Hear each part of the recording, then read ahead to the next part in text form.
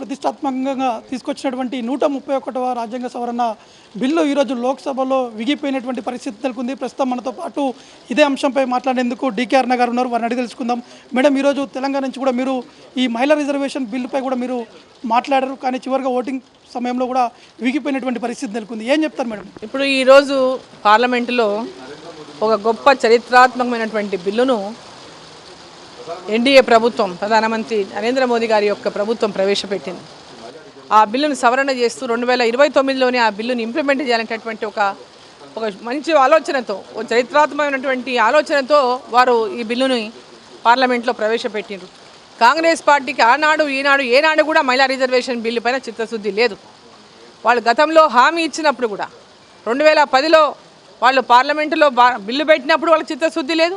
ఆ తర్వాత 4 సంవత్సరాలు అధికారంలో ఉన్నప్పటికీ కూడా వాళ్ళ బిల్లుకు కోసం అందరి యొక్క మద్దతు కోసం ప్రయత్నం చేయలేదు.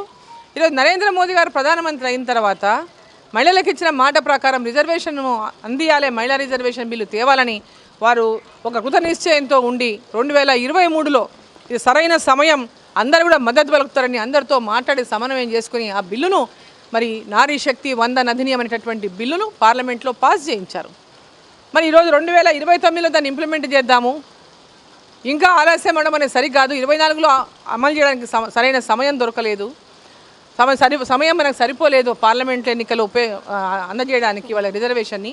సో 29లోనైనా ఇప్పుడు 3 ఏళ్ళ సమయం ఉంది కాబట్టి ఇప్పటి నుంచి ఆ ప్రయత్నంలో ఉంటే మనం సఫలం కాగలుగుతాము, రిజర్వేషన్ అందివ్వగలుగుతామని నరేంద్ర మోదీ గారు ఆ ప్రయత్నం ఈరోజు చేస్తే దాన్ని చిత్తశుద్ధి లేనటువంటి కాంగ్రెస్ పార్టీ వారి మిత్రపక్షాలు మహిళా రిజర్వేషన్ పైన పూర్తిగా దాన్ని వ్యతిరేకిస్తున్నటువంటి కాంగ్రెస్ పార్టీ దాని మిత్రపక్షాలు ఇవాళ పార్లమెంట్లో అర్థమైంది వాళ్ళకి ఎంత చిత్తశుద్ధి ఉందో మహిళా రిజర్వేషన్ పైన అని.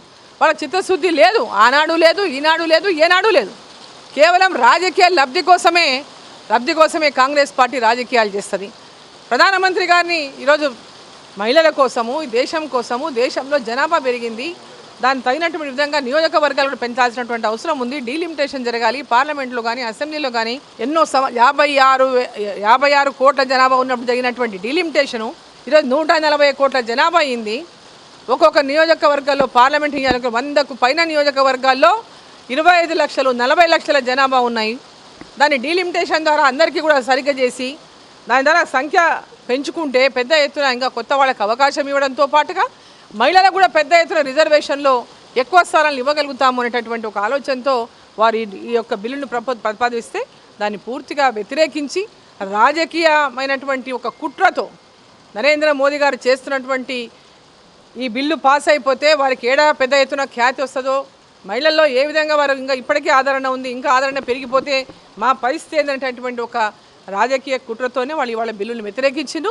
తప్పకుండా దాని పర్యవసానాన్ని ఆయా పార్టీలు అనుభవిస్తాయి. అంటే ముఖ్యంగా మహిళా రిజర్వేషన్ బిల్లుని అడ్డం పెట్టుకొని డీలిమిటేషన్ కూడా తీసుకొచ్చారు. దీంతో దక్షిణాది రాష్ట్రాలకి కొంత అన్యాయం కూడా జరుగుతుందని చెప్పేసి కూడా కాంగ్రెస్ పార్టీ ఈ అంశాన్ని ప్రస్తావిస్తున్నటువంటి పరిస్థితి స్వయంగా రేవంత్ రెడ్డి కూడా చెప్పడం జరిగింది.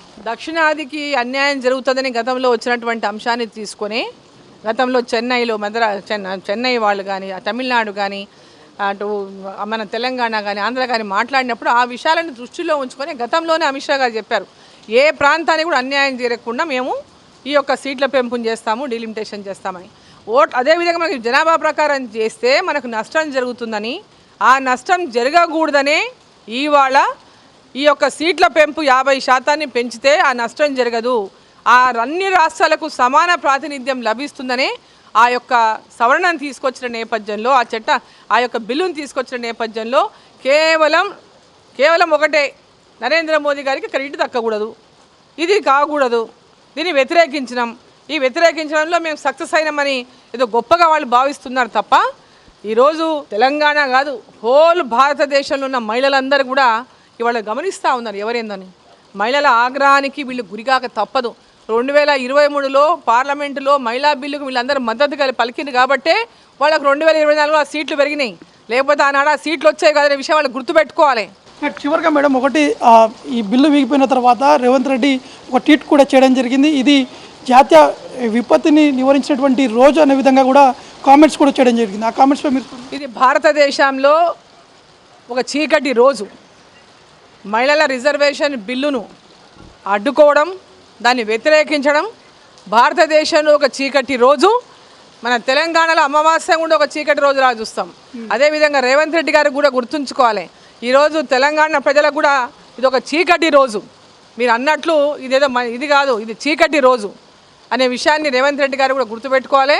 తప్పకుండా ఈ రోజు యొక్క పరిణామాలు పర్యవసానాలు తప్పకుండా వాళ్ళు దాన్ని ఎదుర్కొంటారనేది ఈ సందర్భంగా నేను తెలియజేస్తున్నాను. బట్ ఇది మొత్తానికైతే ఖచ్చితంగా ఒక విధంగా కూడా ఆపేందుకు ప్రయత్నం చేస్తారు. ఖచ్చితంగా ప్రజలే వారికి బుద్ధి చెప్తారని చెప్పేసి కూడా డీకేఆర్ని కూడా చెప్పడం జరుగుతుంది. కెమెరామెన్ హరీష్తో నవీన్, 99 టీవీ, న్యూఢిల్లీ నుండి.